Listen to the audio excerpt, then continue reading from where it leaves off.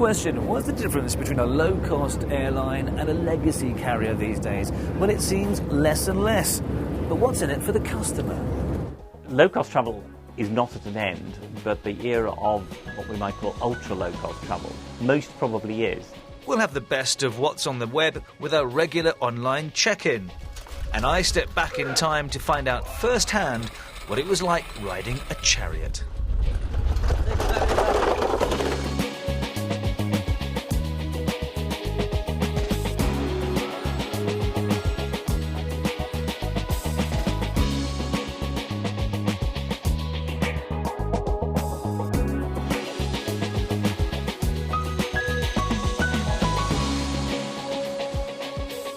Hello and welcome to Fast Track. I'm Rajan Datar and we're in Jordan, just outside Amman, which is the newest destination for the budget airline EasyJet. And arguably it's another milestone in the story of low-cost carriers. I remember the start of the low-fare revolution in Europe back in the 90s, which was a real wake-up call to the traditional legacy carriers. But today many people say that the two models are becoming very, very similar. Flight EZ8909 touches down at Queen Alia International Airport to a water cannon salute. Amman in Jordan is playing host to a low-cost carrier for the first time. And now there's a thrice-weekly service to London Gatwick. For EasyJet's relatively new CEO, with a bumpy debut year behind her, this is a natural step. Our planes can do it. It's not anything very different to what we already do. We do fly to Egypt, we fly to Sharm el-Sheikh, we fly to Hurghada, Luxor, and we do Tel Aviv as well. So we're experienced in this, and Jordan is just the most fantastic country. EasyJet is now 15 years old, and now it wants to take on the grown-ups. As the first no-frills carrier to go from Europe to the Middle East, entering a new phase of expansion and sending a message to customers, rivals and governments. With some notorious exceptions, it does seem that part of the process of growing up means that low-cost carriers want to actually compete on customer service with the old boys.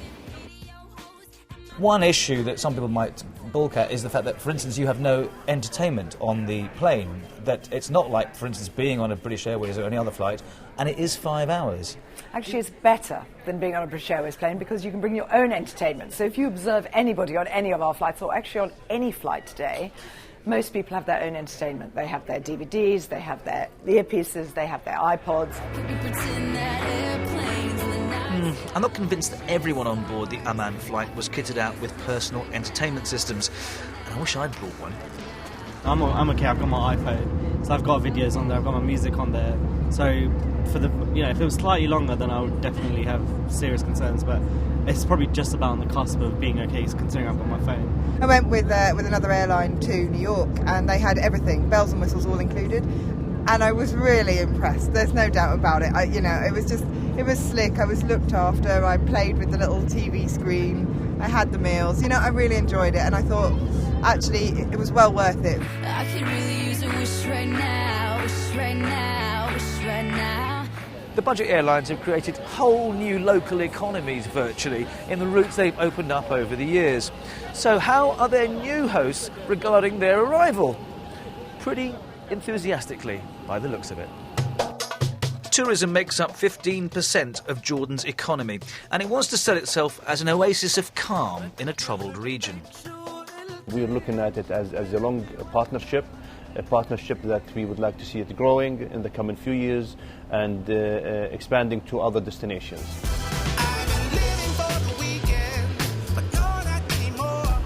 But there seems to be another aspect to becoming a grown-up airline. You cost more. The flight for early bookers on EasyJet to Amman can be as little as $150 return. But book later, tot up all those extra charges, and prices creep far closer to the premium carriers. It's a practice known as price dripping. I think that the general perception is, yes, that the whole low-cost model is now riddled with ancillary charges, and so it is. And I think airlines have got to be careful that doesn't kill the goose that laid the golden egg. Are the golden years over?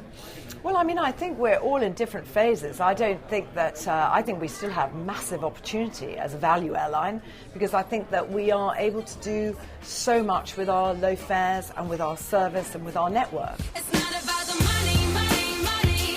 America is 20 years ahead of the curve in low-cost travel, and with the likes of Southwest created the blueprint for the low-fare gate crashes.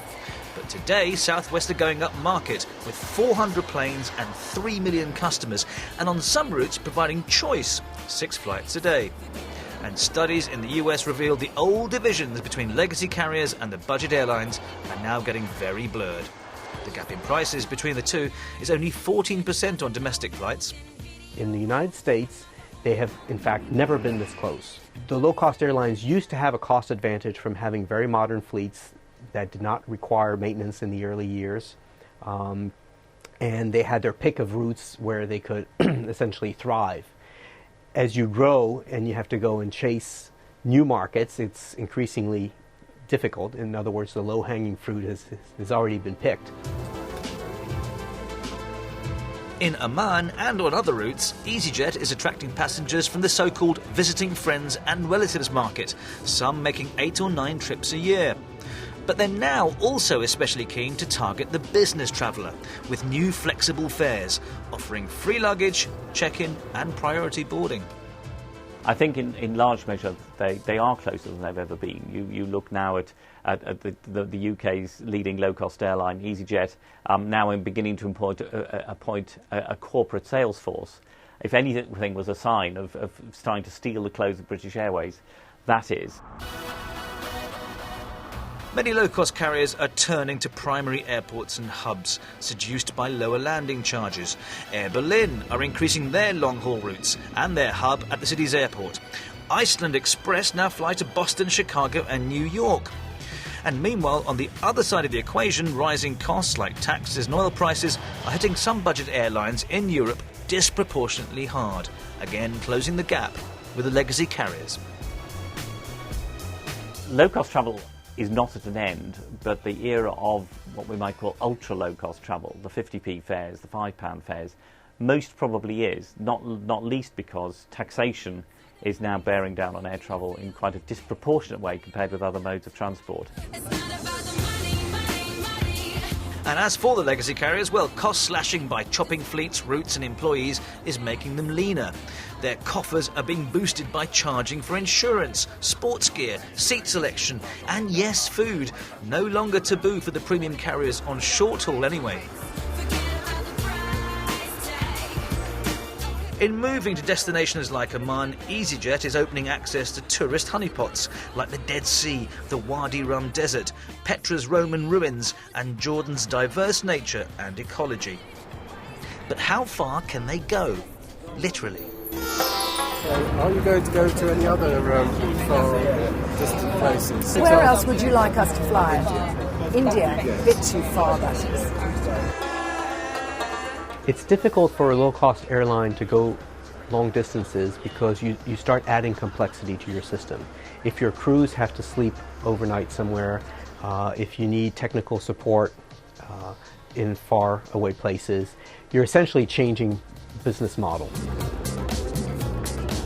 So far, there are no indications of EasyJet entering the very long-haul market like India. They know their core business is still short-haul. But what about the Asian budget market itself, a region like the Middle East that adopted the low-cost model later than the US and Europe? I think it's got enormous potential. I mean, you know, if you think AirAsia's gone from 2 flights in Singapore 7 years, I mean, it took us 7 years to get the flights 2 years ago to now we have 400 flights.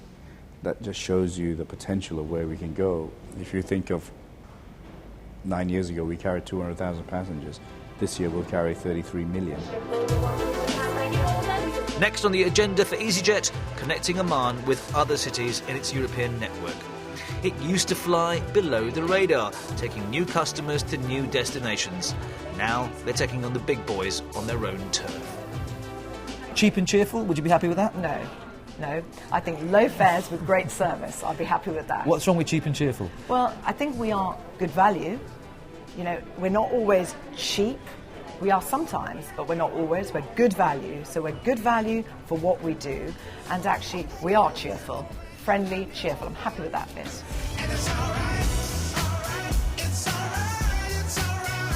Interesting times, but it's up to you and me to make sure that we, the customers, make the most of it.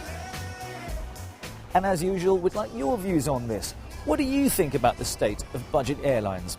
Email us at fasttracktravel@bbc.co.uk. Right, time now to see what else is making news in the world of travel this week. Emergency checks of all older Boeing 737s have been ordered by the US government. The ruling comes after a Southwest Airlines plane was forced to make an emergency landing when a 1.5-metre tear developed in the cabin roof. Airlines around the world are checking for tiny cracks in their planes to prevent a similar incident occurring. Paris and London have come first and second in a poll of the most unfriendly cities in the world. The YouGov survey of 2,000 people named New York as the world's friendliest destination and also listed the city as the #1 place people wanted to visit. And billionaire Richard Branson has announced his plans to travel to the deepest parts of the world's oceans in a single-person submarine. The craft is strengthened with titanium and can stay underwater for 24 hours. Branson also plans to create a larger sub that can offer deep-sea trips to tourists.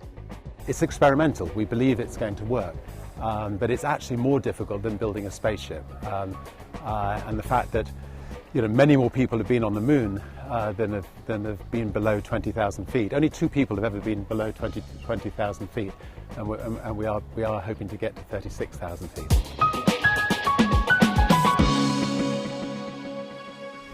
Well, don't go away, because coming up on Fast Track, we'll find out how Charlton Heston helped create this in Jordan.